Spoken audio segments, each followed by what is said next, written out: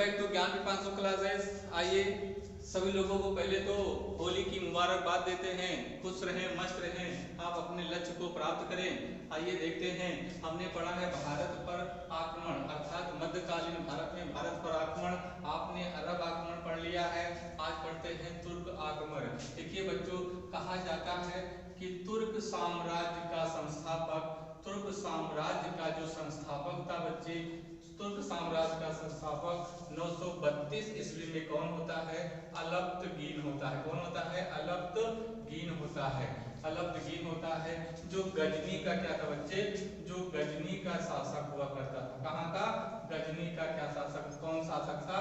अलब्तगीन। कहा जाता है अलब्तगीन की मृत्यु के बाद, इसकी मृत्यु के बाद जो है ना, इसका दामाद, अलब्तगीन का दामाद आता है, दामाद होता है। क्या कौन होता है? पहले दास होता है, फिर क्या बनता है? दामाद। नाम आता है सुबुक्तगीन। क्या नाम था? सुबुक्तगीन। क्या नाम था बच्चे? सुबुक्तगीन था, जो क्या बनता है? शासक बनता है। और बच्चों यही सुबुक्तगीन ही जो होता है, सुबुक्तगीन जो होता है, ये तुर्क साम्राज्य भारत पर तुर्क आक्रमणकारी प्रथम चलाता। कहा जाता है भारत पर प्रथम तुर्क आक्रमणकारी, तुर्क आक्रमणकारी कौन बनता है? तो कहोगे बच्चे सुबुक्तगीन। भारत पर तुर्क आक्रमणकारी प्रथम कौन बनता है? सुबुक्तगीन। कहा जाता है सुबुक्तगीन का पुत्र होता है, सुबुक्तगीन का पुत्र आता है महमूद गजनबी। कौन था? महमूद गजनबी। महमूद गजनबी कौन था?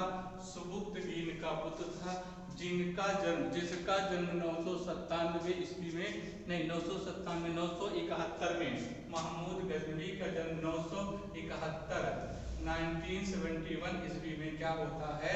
महमूद गजनबी का क्या होता है? जन्म होता है।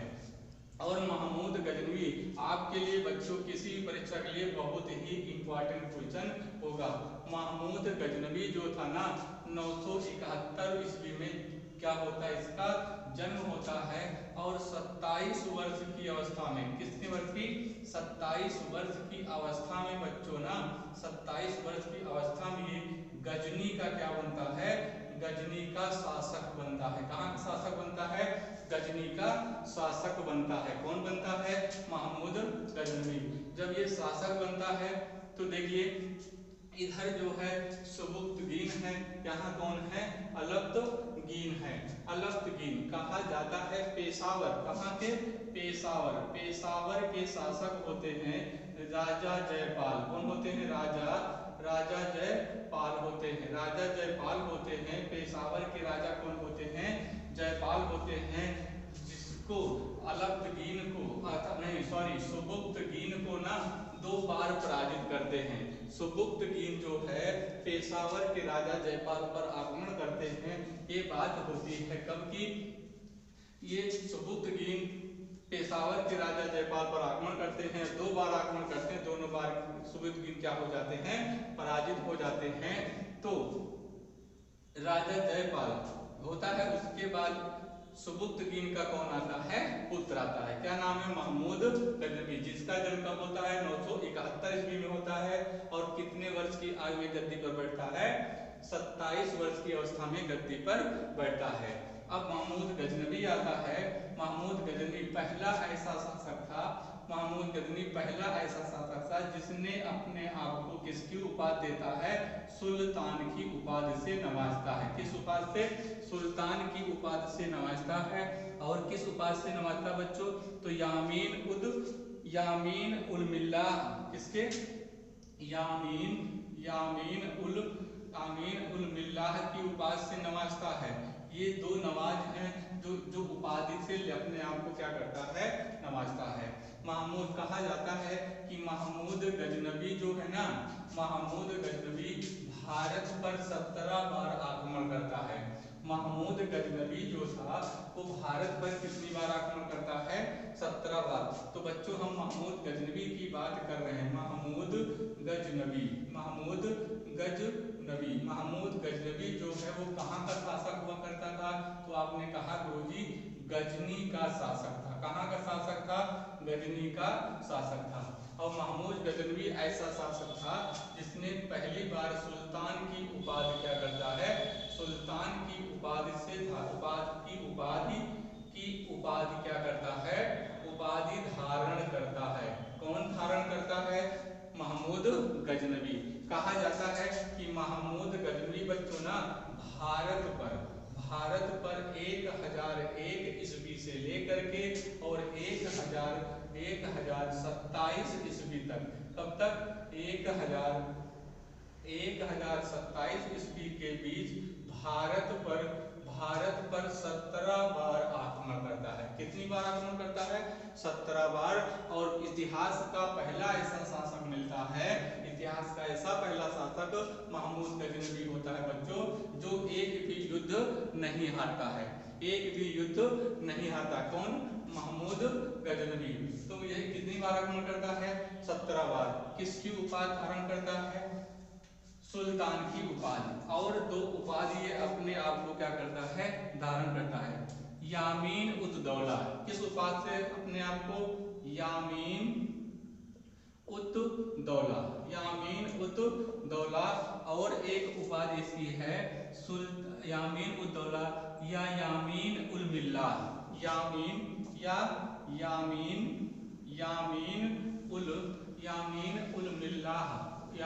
उल मिल्लाह की उपाधि धारण करता है। की उपाधि धारण करता है। उपाधि धारण करता है। कौन करता है? महमूद गजनवी। तो बच्चों देखो, महमूद गजनवी, सबसे इंपॉर्टेंट क्वेश्चन आपका कौन सा होता है कि सुल्तान की उपाधि धारण करने वाला भारत का पहला शासक कौन था? महमूद गजनवी। जो कैसा शासक हुआ करता था? तुर्क आक्रमणकारी था। बच्चों, महमूद गजनवी का मुख्य उद्देश्य क्या था? इसका भारत में आक्रमण करने का मुख्य उद्देश्य जो था वो क्या था बच्चों? तो भारत में धन लूटना। क्या लूटना? भारत में धन लूटना इसका मुख्य उद्देश्य था। और इस्लाम धर्म का क्या करना? प्रचार प्रसार करना था। क्या करना था? प्रचार प्रसार करना था। तो ये 1001 ईस्वी से और 1027 के बीच भारत पर कितनी बार आक्रमण करता है? 17 बार। ये पॉइंट बच्चों आपको नोट करके रखना है। आइए देखते हैं महमूद गजनवी के दरबार में जो महान कवि रहा करते थे उनको कैसे हम याद रखेंगे। तो महमूद गजनवी के दरबार के जो कवि होते थे, दरबारी कवि कह दिया जाए या दरबारी विद्वान कह दिया जाए। तो दरबारी कवि या विद्वान कौन कौन थे? तो बच्चों आपको याद रखना है फूफा। क्या करना है? फूफा। अंग्रेजी में याद करना है FUFA। आपको इंग्लिश वाले लेटर से आपको याद रखना है। देखिए, एक F ये है, एक U है, एक फिर F है और एक क्या है? A है। तो फूफा से कैसे याद रखेंगे? तो F से पहले F से याद रखना है फिरदौसी। क्या रखना है? फिरदौसी।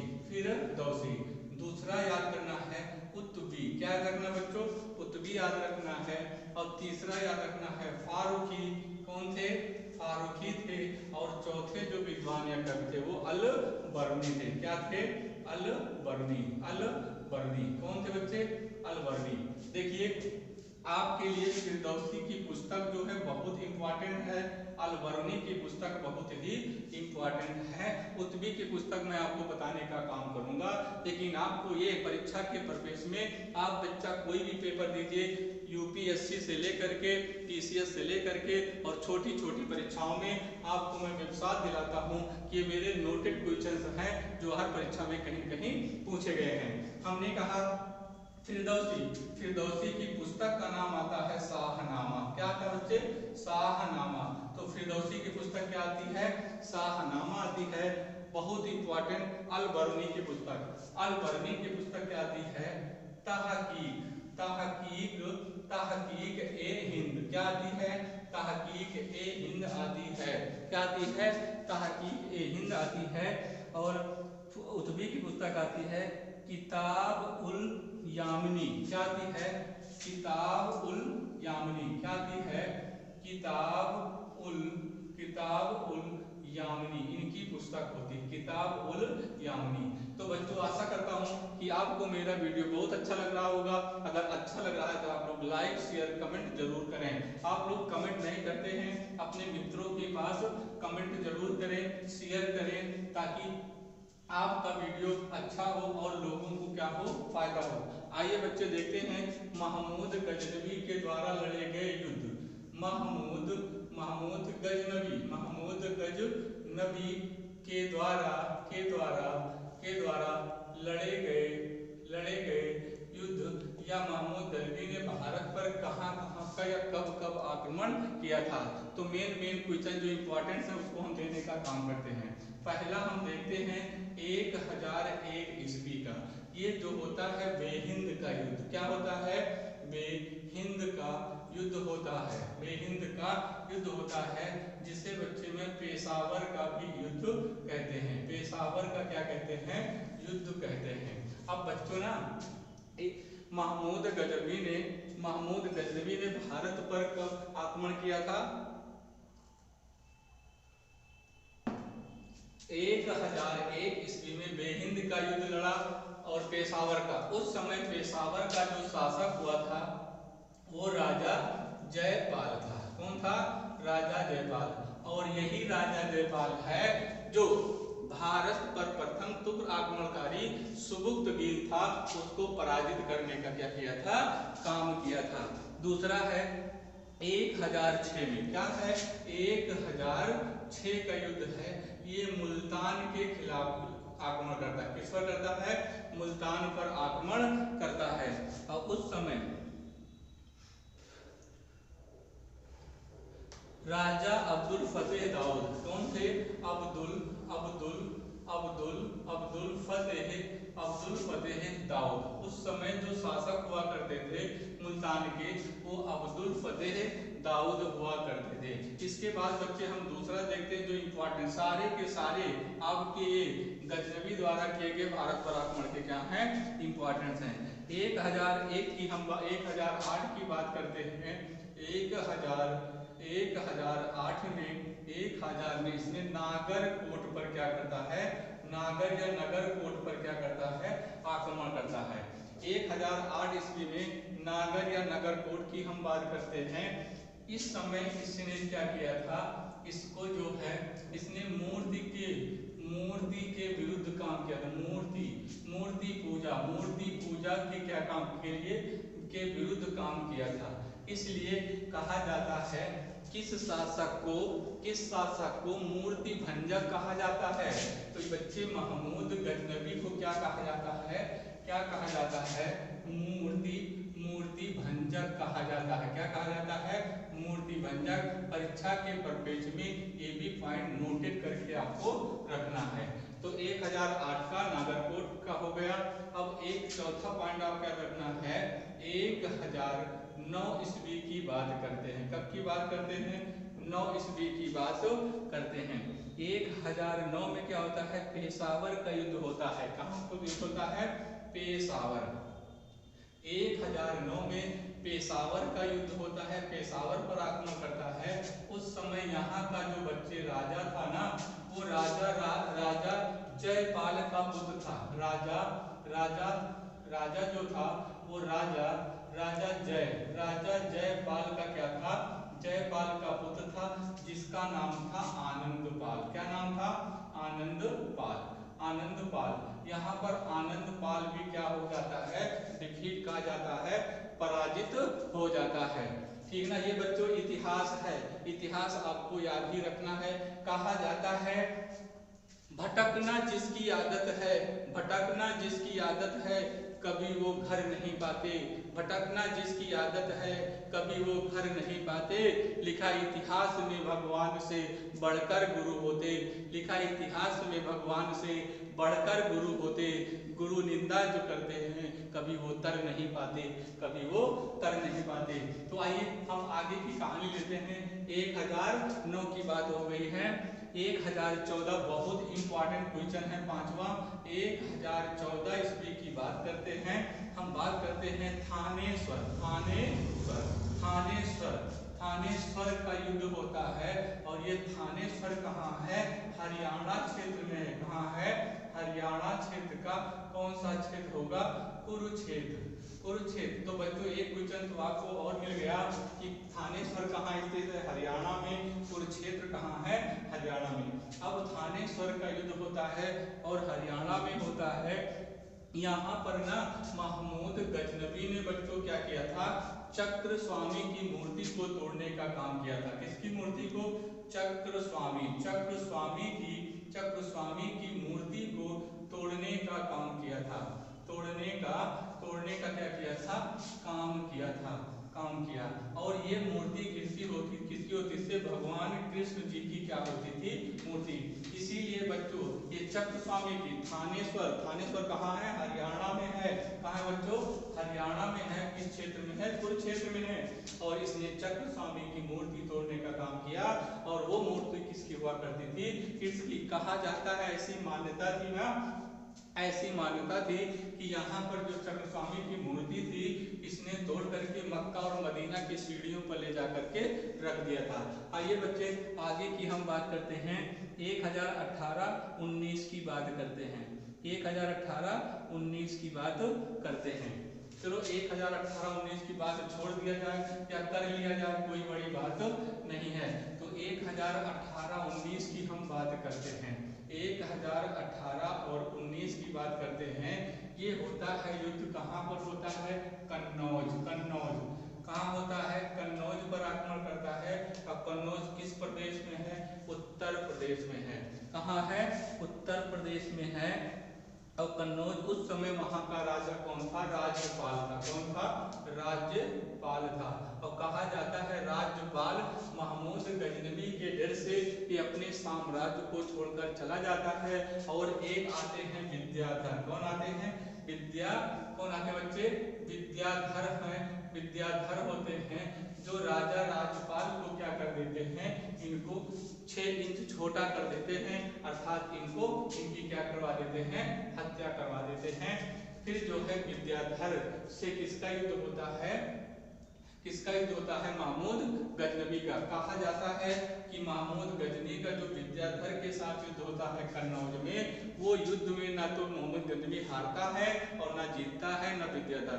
तो इसके विद्याधर की वीरता के लिए कहा जाता है कि महमूद गजनबी ने ना 14-15 किला दान में दिया था। किसको दान में दिया था? विद्याधर को। 14 से 15 किला दान में देता है। कौन देता है? महमूद गजनबी देता है। किसे देता है? विद्याधर को। आइए बच्चे अगली डेट देखते हैं 1025 की, जो बहुत इंपॉर्टेंट है। 1025 ईस्वी की बात करते हैं बच्चों। आता है सोमनाथ का मंदिर। कौन सा मंदिर का आक्रमण करता है? सोमनाथ के मंदिर पर क्या करता है? आक्रमण करता है। सोमनाथ के मंदिर पर क्या करता है? आक्रमण करता है। और उस समय यहाँ का जो राजा हुआ करता था वो भीमफस्ट था। क्या था? भीम प्रथम। अर्थात जब सोमनाथ के मंदिर पर आक्रमण करता है तो वहाँ का राजा कौन था? राजा भीम प्रथम था।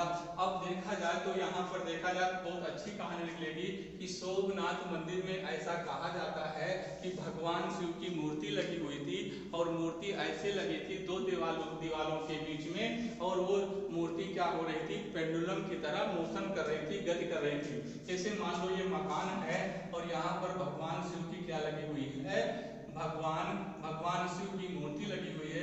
और ये मूर्ति पेंडुलम की तरह हिलती जुलती थी।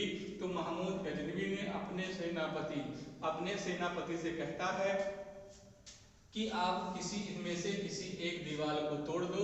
लेकिन ऐसी मान्यता थी, महमूद गजनवी स्वयं क्यों नहीं तोड़ता है? ये डरता है कि भगवान शिव जो है ना, अगर नाराज हो जाएंगे तो मेरी क्या कर देंगे? ऐसी की तैसी कर देंगे, मेरा सर्वनाश कर देंगे, मेरी मृत्यु हो जाएगी। तो डर से वो अपने सैनिक को कहता है। और सैनिक भी डर जाता है कि अब मुझे तो मरना है। अगर मैं गजनवी की बात नहीं मानता हूँ तो वो मुझे क्या करेगा? मार देगा। और तोड़ता हूँ तो भगवान शिव के ही हाथों क्यों ना मरा जाए। तो ये दीवार को तोड़ देता है, तो मूर्ति इधर एक दूसरी दीवार की ओर जाकर के क्या हो जाती है, चिपक जाती है। इसका वहां पर ऐसा पता लगता है कि वहां क्या था, तो चुंबकत्व का गुण पाया जाता था। चुंबक के माध्यम से वो भगवान शिव की मूर्ति क्या करती थी, झूलती थी। और सोमनाथ मंदिर से ना महमूद गजनबी होता बच्चे, महमूद गजनबी किसी किसी बुक में कहा गया है अपार धन लेकर जाता है, और किसी किसी बुक कहती है 20 लाख से अधिक संपत्ति को ये लूट लेता है। कहां से, सोमनाथ के मंदिर से। अब सोमनाथ के मंदिर से जब महमूद गजनबी 1025 में सोमनाथ के मंदिर से काफी धन लूट करके और कहां जाने लगता है, गजनी जाने लगता है। कहां जाने लगता है, गजनी जाने लगता है, क्योंकि गजनी की राजधानी हुआ करती थी। अब महमूद गजनबी यहाँ कौन, महमूद गजनबी जो है बच्चों ना, ये यहाँ से अपार धन लूट कर कहाँ जाने लगता है, गजनी। तो गजनी जाने लगता है, तो रास्ते में ये अपने घोड़ों के साथ और सैनिकों के साथ, काफी संख्या में इसके पास घोड़े होते थे और सैनिक होते थे। तो ये जाता है, तो एक आते हैं लुटेरे। कौन आते हैं, लुटेरे। वो समुद्री लुटेरे होते हैं, इनको हम जाट कहते हैं, या उन्हीं को खोखरा कहते हैं। क्या कहते हैं, खोखरे लुटेरे। क्या थे, खोखरे लुटेरे। गजनी के कुछ घोड़ों को लूट लेता है, गजनी को पता भी नहीं चलता है। उसके बाद में पता चलता है कि जाट लुटेरे या खोखड़े लुटेरों ने क्या किया कि मेरे कुछ सैनिकों को मार दिया, मेरे घोड़ों को, मेरी संपत्ति को लूट लेता है। तो कुछ समय बाद 1000 आता है, 27 ईस्वी आता है, बहुत इंपॉर्टेंट। तो 1027 का इसका अंतिम युद्ध होता है, और क्या होता है अंतिम युद्ध, तो ये कहते हैं जाटों के विरुद्ध। किसके विरुद्ध, जाटों या खोखरों के, किसके विरुद्ध, खोखरों के विरुद्ध ये क्या करता है, खोखरे के विरुद्ध क्या कर देता है, आक्रमण कर देता है, और क्या हो जाता है, विजयी हो जाता है। तो बच्चों आशा करता हूँ कि आप लोगों को ये हमारा वीडियो बहुत अच्छा लगा होगा, आपको हमारा वीडियो बहुत अच्छा लगा होगा। अगर अच्छा लगा है तो आप मेरे वीडियो को शेयर, अधिक से अधिक लोगों के पास शेयर करिए और लाइक करिए, कमेंट करिए। बहुत बहुत धन्यवाद वीडियो देखने के लिए।